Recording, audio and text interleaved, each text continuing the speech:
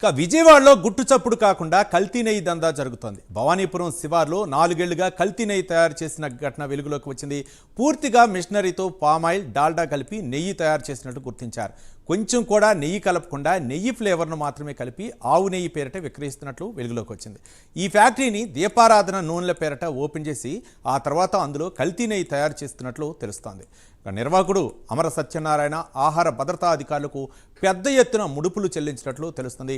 దీనిపై exclusive field report మా correspondent Raj Kumar అందిస్తారు. రాజ్ కుమార్,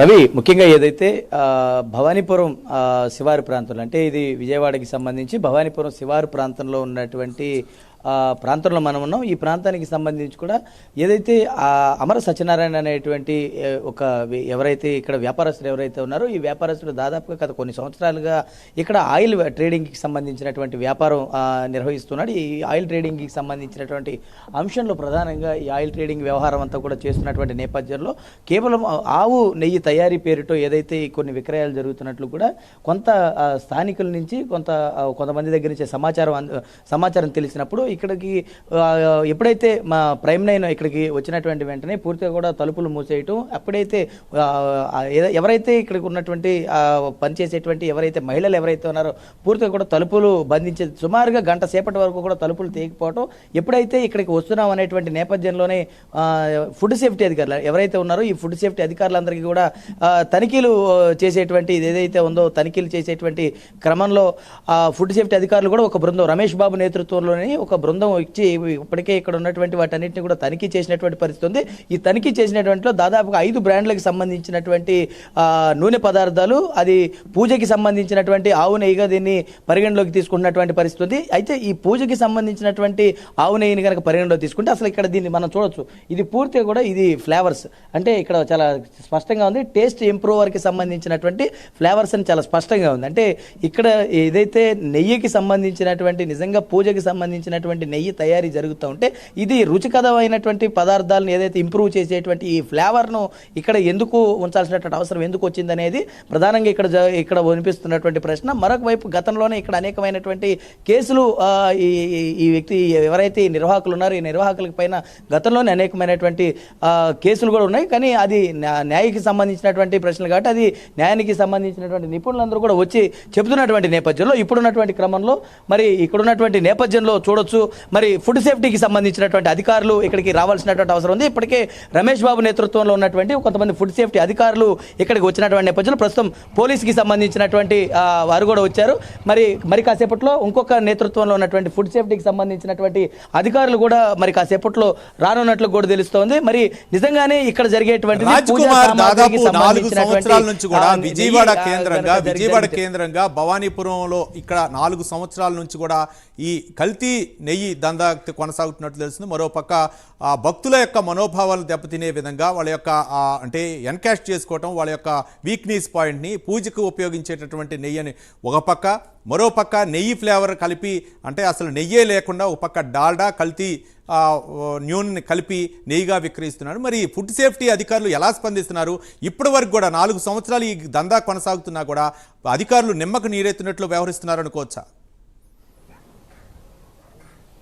అంటే రవి ఏ నెయ్యి తయారు చేయాలన్నా సరే, అది పూజకు చేయాల్సినటువంటి నెయ్యి అయినా సరే, లేదంటే అది విక్రయించడానికి చేయాల్సినటువంటి నెయ్యి అయినా సరే, కొంత దానికి కావాల్సినటువంటి పదార్థాలన్నీ అవసరమై ఉంటుంది. ఆ పదార్థాలు ఏవి కూడా ఇక్కడ దొరకలేదు. కేవలం పూర్తిగా కూడా పామాయిల్, అదేవిధంగా డాల్డాకి సంబంధించినటువంటి వాటిని విక్రయిస్తున్నట్లు ఆయన కూడా చాలా స్పష్టంగా చెప్పారు.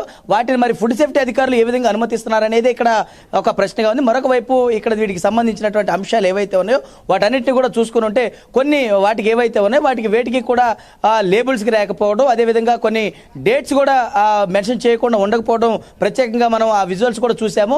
ఏదైతే బెస్ట్ బిఫోర్ 12 months, అంటే ఇది ఎప్పుడు తయారీ అయింది, దీన్ని ఎప్పటి వరకు వినియోగించాలనేటువంటి అవసరాలు కూడా ఉంటుంది. కానీ దానిపైన అలాంటివేమీ కూడా కొన్ని వాటిలో లేకపోకుండా ఉండడం గమనించాల్సినటువంటి మరొక విషయం. మరి ముఖ్యంగా కనుక చూసుకుంటే ఇది కేవలం ఈ ఎసెన్స్ను కలపాల్సినటువంటి అవసరం ఎందుకు ఏర్పడింది? నిజంగానే ఇది తయారు చేసేటువంటి నెయ్యి అయితే కనుక ఆ నెయ్యికి సంబంధించినటువంటి పదార్థాలు వాడకుండా ఈ ఎసెన్స్ని ఎందుకు వాడతారంటే ఇది కేవలం ఫ్లేవర్ రావడం కోసం వాడుతున్నారంటే ఇలాంటివి నిజంగానే ఈ ఫుడ్ సేఫ్టీ అధికారులు కనుక ఒక బృందం వచ్చి ఆల్రెడీ తనిఖీలు చేసి వెళ్ళారు. ఇది తమ జ్యుడిషిక్షన్లో ఉన్నటువంటి పరిధి కాదు కాబట్టి మరొక బృందాన్ని పిలిపిస్తామని కూడా ఫుడ్ సేఫ్టీ అధికారులు చెప్పారు. మరి చెప్పి ఇక్కడికి వచ్చినటువంటి తర్వాత నిజంగా ఇక్కడ నెయ్యి కల్తీ జరిగిందా లేదా, లేదంటే మిగతా విక్రయిస్తున్నటువంటి అన్ని పదార్థాలు చాలా స్పష్టంగా ఒక క్లారిటీ రావాల్సిన అవసరంగా ఉంది. కాబట్టి ఫుడ్ సేఫ్టీ అధికారులు వచ్చి దానిని నిర్ధారించి మరి కాసేపట్లో వివరణ ఇవ్వాల్సినటువంటి అవసరం ఉందని చెప్పుకోవచ్చు. రవి, రైట్. రాజ్ కుమార్, అంటే ఇప్పటి వరకు కూడా ఈ దందా అంటే ఎంతమందికి ఆయన విక్రయించారు, మరోపక్క నిర్వాహకుడు కూడా ఫుడ్ సేఫ్టీ అధికారులకు పెద్ద మొత్తంలో ముడుపులు కూడా అప్పచెప్తున్నట్లు ఆరోపణలు వచ్చినాయి. ఈ నేపథ్యంలో ఇక్కడ అంటే ఎలా స్పందిస్తున్నారు ఫుడ్ సేఫ్టీ అధికారులు అవ్వచ్చు, లేకపోతే పోలీసులు అవ్వచ్చు, ఈ కల్తీ దందా నేపై ఎలా స్పందిస్తున్నారు? అంటే ఫుడ్ సేఫ్టీ అధికారులు వచ్చినటువంటి నేపథ్యంలో ఇక్కడ ఉన్నటువంటి అంటే ఎప్పుడైతే మీడియా అదేవిధంగా ఫుడ్ సేఫ్టీ అధికారులు ఎప్పుడైతే వచ్చారో నిజంగా కనుక లోపల ఎటువంటి ఏవి కూడా కల్తీ జరగకుండా ఉంటుంటే పని యథావిధిగా చేసుకోవాల్సినటువంటి అవసరం ఉంటుంది. వారి పనిని ఎవరు కూడా అడ్డగించాల్సినటువంటి పరిస్థితి ఉంటుంది. కానీ నిజంగానే అక్కడ వచ్చినటువంటి నేపథ్యంలో పని ఆపివేసి ఇక్కడ 2 ప్రధానమైనటువంటి బ్రాంచ్లుగా చూడొచ్చు. అది ఒకటి కబేళా సెంటర్లో ఉంది, మరొకటి ఇక్కడ ఉన్నటువంటి పరిస్థితి. ఇక్కడ పనిచేసేటువంటి 3 మహిళలు కూడా ఎప్పుడైతే మీడియా ప్రతినిధులు వచ్చారో, అదేవిధంగా ఫుడ్ సేఫ్టీ ప్రతినిధులు ఎప్పుడైతే వచ్చారో వారందరూ రాగానే ఇక్కడి నుంచి ఉన్నటువంటి మహిళలందరూ కూడా వెళ్ళిపోయినటువంటి పరిస్థితి ఉంది. మరొక వైపు ఎక్కడైతే ఇంకొక బ్రాంచ్ ఉందో ఆ బ్రాంచ్ దగ్గర నుంచి పనిచేసేటువంటి మహిళలు కూడా అక్కడి నుంచి వెళ్ళిపోయినటువంటి పరిస్థితి ఉంది. మరి ముఖ్యంగా చూసుకుంటే కనుక ఏదైతే వీటికి సంబంధించినటువంటి లైసెన్స్ లో ఇక్కడ ఎన్ని ట్రేడ్కి సంబంధించినటువంటి ఉన్నాయో 6కు సంబంధించినట్టు దగ్గర 4 నుంచి 6 రకాల కంపెనీలకు సంబంధించినటువంటి బ్రాండ్లు ఉన్నాయి. బాలాజీ, సత్యసాయి, హర్ష, అదేవిధంగా ఎస్ఎల్వి, ఇంకా అనేక రకాలైనటువంటి కంపెనీ పేర్లతో తయారవుతున్నాయి. కాబట్టి ఈ తయారయ్యేటువంటి అన్ని కూడా దీనికి సంబంధించినటువంటి ట్రేడ్ మార్కులు ఉండాల్సినటువంటి అవసరం ఉంటుంది. అన్నిటికీ పర్మిషన్లు కావాల్సినటువంటి అవసరం ఉంటుంది. అన్ని రకాలుగా చేయాల్సినటువంటి అవసరాలు అన్నీ ఉంటాయి. కాబట్టి వాటికి సంబంధించినటువంటి వ్యవహారం అది ఫుడ్ సేఫ్టీ అధికారులు వచ్చినటువంటి తర్వాత వీటికి తయారీకి సంబంధించినటువంటి పర్మిషన్లు ఏమున్నాయి, అసలు ఇక్కడ తయారీ అంటే ఇది బ్రాంచ్ అని చెప్తున్నారు, కనీసం బ్రాంచ్కి సంబంధించినటువంటి బోర్డు కూడా ఇక్కడ మెన్షన్ చేయలేనటువంటి పరిస్థితి ఉంది. మరి నిజంగా ఇక్కడ విక్రయాలు జరిపితే అంటే ఒక రోజు జరిపినా 2 రోజులు జరిపినా అది ఫుడ్ సేఫ్టీ అధికారుల నిర్లక్ష్యం అవుతుంది. నిజంగా కనుక ఒక బోర్డు లేకుండా కనుక మెన్షన్ చేస్తే అది ఫుడ్ సేఫ్టీ అధికారుల నిర్లక్ష్యంగా ఉంటుంది. మరి ఎవరు నిర్లక్ష్యంగా ఉన్నారు, లేదంటే ఇక్కడ జరిగేటువంటి కార్యక్రమాలు ఏం జరుగుతున్నాయి ఏంటనేది కూడా కొంత క్లారిటీ రావాల్సిన అవసరం. మరొక ఫుడ్ సేఫ్టీకి సంబంధించినటువంటి బృందం వచ్చి దీన్ని తేల్చినటువంటి తర్వాత మాత్రమే తదుపరి విషయాలని కూడా క్లారిటీ వచ్చేటువంటి అవకాశం ఉందని చెప్పుకోవచ్చు. రవి, రైట్.